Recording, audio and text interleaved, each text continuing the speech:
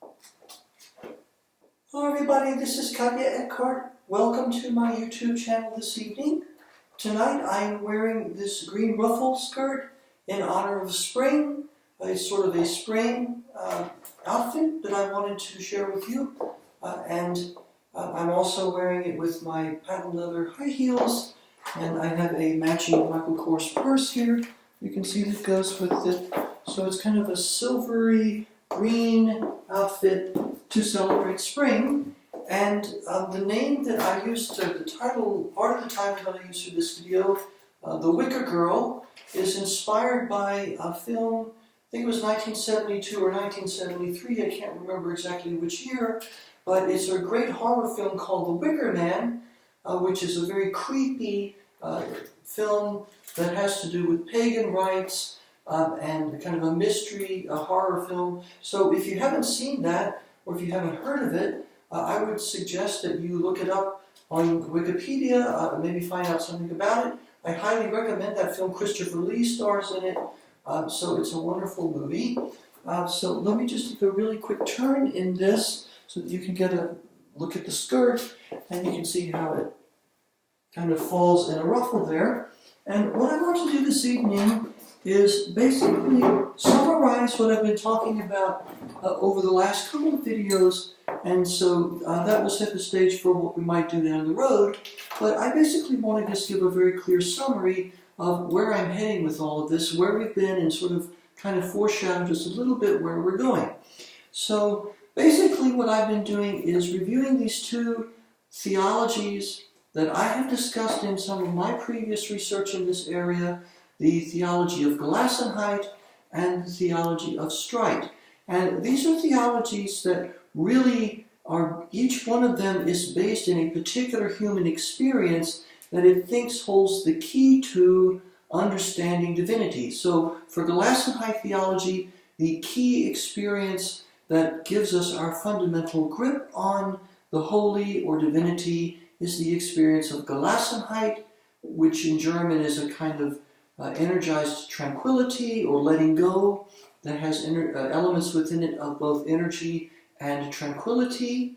Whereas in Streit theology, the key experience that gives us our access to divinity is struggling or Streit or struggle with this enigma, this attempt to wrest some kind of clarity from this divine enigma. So the point is that each one of these theological alternatives is very phenomenological, because instead of trying to fall back into some kind of Aristotelian or Platonic metaphysics or any other metaphysics for that matter, it attempts to go back to human experience in order to make sense out of divinity, and each theology, as I said, latches onto, if you will, a different human experience.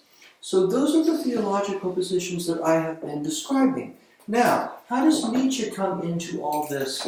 Well, what I have been doing with Nietzsche is I have been suggesting that from some of his writings like Morgenröte or Dawn, and another work that I've been considering is Götterdämmerung or Twilight of the Idols. There may be things in Beyond Good and Evil, and other works that he wrote like Also sprach Zarathustra, Thus Spake Zarathustra.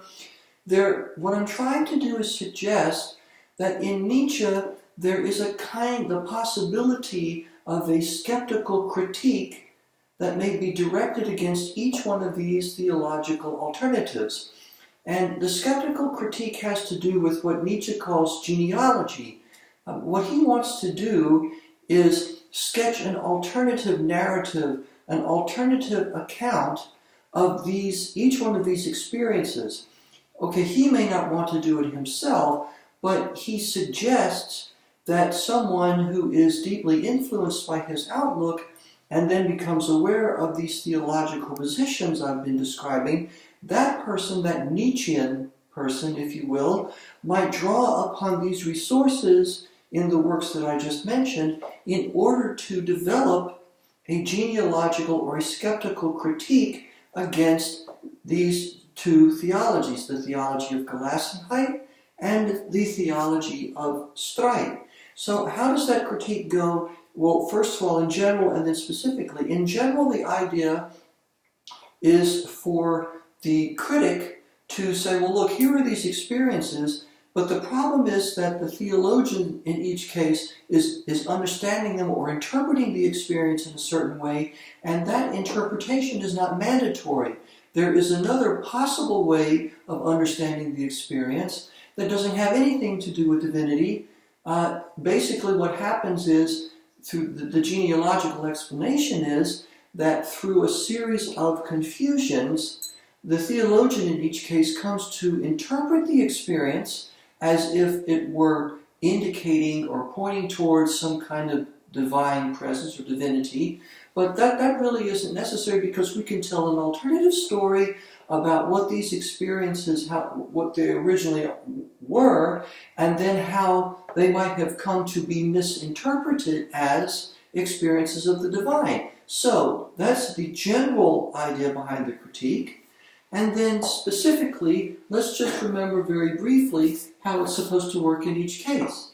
So with Gelassenheit, the Nietzschean critique, the genealogical critique that I suggested, runs like this. We'll say, well, look, originally, well, what if? Remember, the idea is, well, we're not going to try to prove that this exactly is what happened, but it might happen. It might have happened. It's a real possibility that needs to be considered. So what if Gelassenheit originally is a kind of tranquilized, energized tranquility within us? It's an internal feeling that we have that serves as a cause. It causes all kinds of appropriate behavior. It causes us to behave in a way that's very confident and has a lot of clarity to it. But the feeling comes first. That's the cause. And then all of these beneficial effects, or all these positive behavioral effects, those are effects of this cause. Now that's what it was originally. But then what happens, according to the critique, what happens is that two things. First of all, the experience of Gelassenheit gets projected outside of us as if it were, about something not going on inside of us, not some kind of powerful, healthy instinct that leads to healthy effects, but that it's actually some kind of external phenomenon that's independent of us.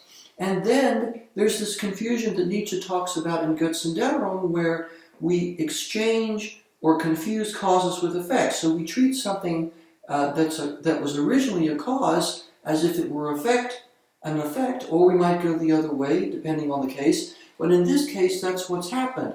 Once the Gelassenheit experience gets projected out there as something, some kind of external phenomenon, rather than something going on inside of us, then the second stage in the confusion, possibly, is that it gets treated not as a cause, but as an effect. In other words, if we make the right kinds of decisions, if we become aware of changes that have happened in our lives or that might happen, and we hold them up in the right way, so then that will lead to this experience, and that's where the theologian is interpreting that as this external thing, this Gelassenheit, this holy experience that is sort of an effect of our making the right decisions about what to do concerning the changes. And I've given examples before. But really all of that is simply a projection from something that is entirely different originally, or at least it might be. The critic doesn't have to prove that this is exactly what happened. But if the theologian, the Gelassenheit theologian, is starting with this experience and interpreting it in a certain way in order to get this theology off the ground, then the critic comes along and says, well, look, that interpretation itself is an artifact of these mistakes or confusions. I can provide an alternative interpretation that enables us to see through this theological illusion. That's what happens with Gelassenheit theology, according to the critic. Now, what about the Streit theology? Well, here, the fundamental experience is this experience of Angst, or anxiety. Angst is the German term. And what the Streit theologian wants to say is, well, look, that anxiety is really what that experience is revealing to us is something uncanny that transcends all of the things in the world, all the beings, including ourselves and other human beings and non-human beings, all the rest of it.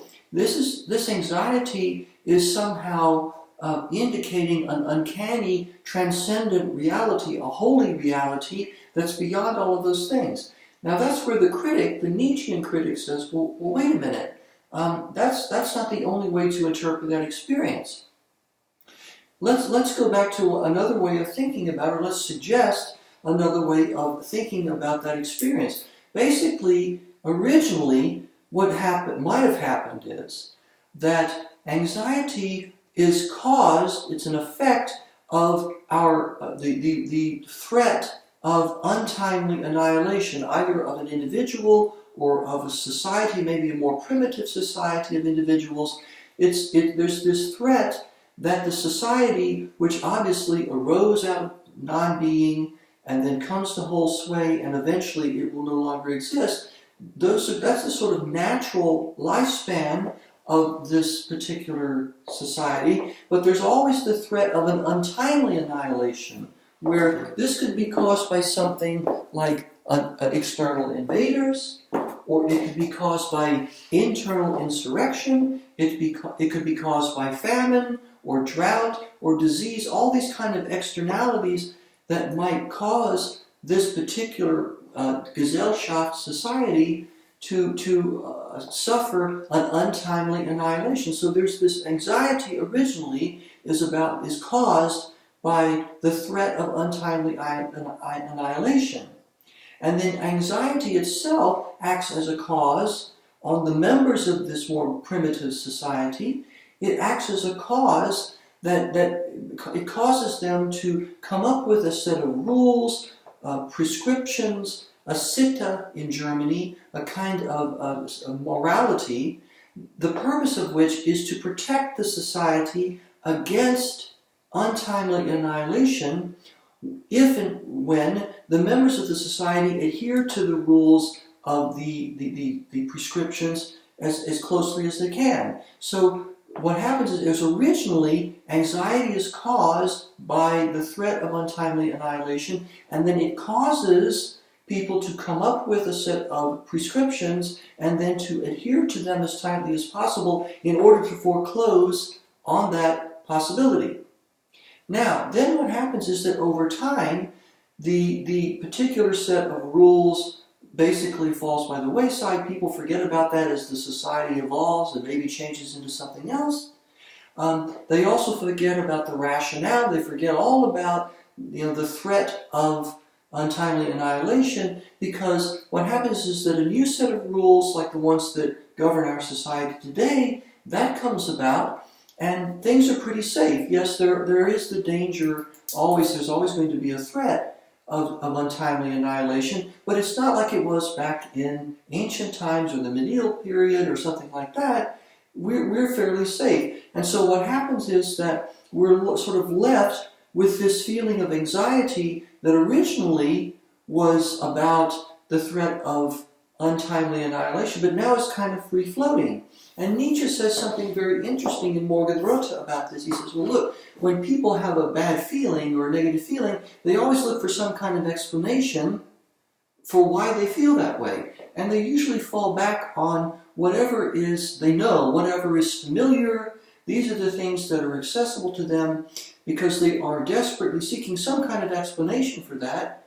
And so they're going to fall back on what is most convenient, even if it's not accurate. So in this case, what happens is that people now who have this sort of free-floating feeling of anxiety that's become unmoored from what it was originally about, now they reinterpret it. And they say, well, look, what's really causing the anxiety is the fact that we have adhered to a set of prescriptions that govern everything from, the kind of non-being from which a society arises and into which it will go when it finally no longer exists.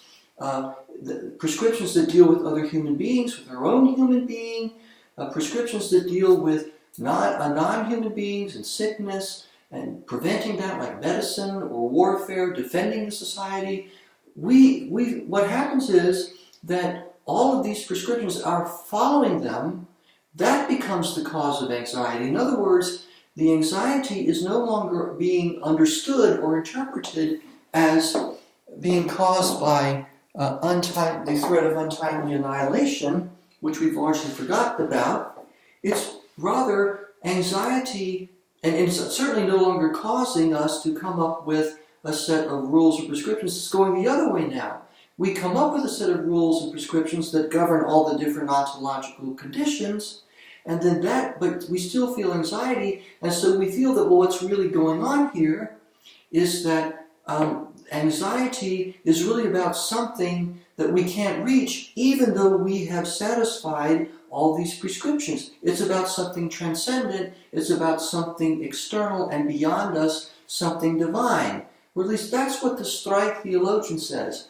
But the Nietzschean critique responds to that by saying, well, look, what if that's not it? What if that feeling or that conception that, well, anxiety is about something external, really that's simply the end result of all these things that I've just been describing, where originally anxiety was about nothing divine at all, it was about something else, and then it became unmoored from that, and then it was being treated as partially caused by something and then causing something else, the prescriptions. Now it's that the prescriptions we have are causing it, anxiety, and the fact that we fulfill these prescriptions still doesn't do away with the anxiety, so it must be about something else.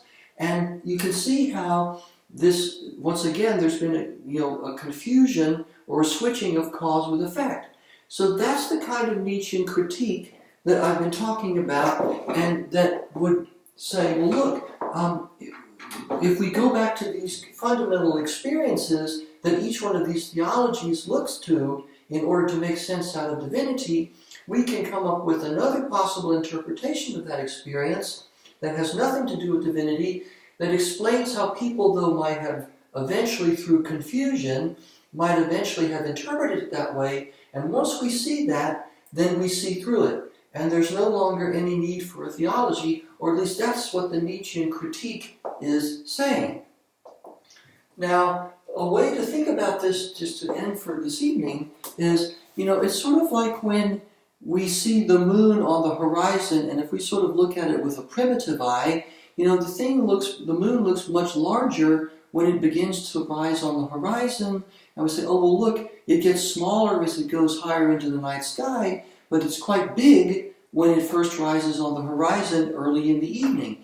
But then, if somebody begins to teach us science, or at least suggest the possibility of an atmospheric effect, then eventually we will see through that, and we will stop seeing that particular experience as an experience of a large moon, a moon that's much larger when it first rises than it is when it rises later into the night sky. We will no longer have that experience. We will have the experience, but we won't interpret it that way. And something very, very similar is going on in this Nietzschean critique that I have been describing in the last couple of videos, where the experience of Gelassenheit or the experience of Streit, we tell an alternative story about that, and then we no longer take those experiences as indicative of some kind of divinity. We see through that particular interpretation, and we're open to something else, which Nietzsche thinks will involve the Übermensch and will involve the will to power, something that I want to talk about a little bit in the future. But not this evening. I think that's enough for now, and I just wanted to give you, maybe a clearer summary of what we've been doing the last couple of times, and hopefully you'll find that interesting. So that's all I'm going to say now. Until next time, this is Katje Eckhart and the Wicker Girl. I thank you for joining me, and I hope that everybody has a restful and a peaceful good evening. Thank you so much for your patience with me, and thank you for spending a little bit of your time with me tonight. And so, till next time, bye-bye. I wish everybody a really wonderful evening. Thank you again.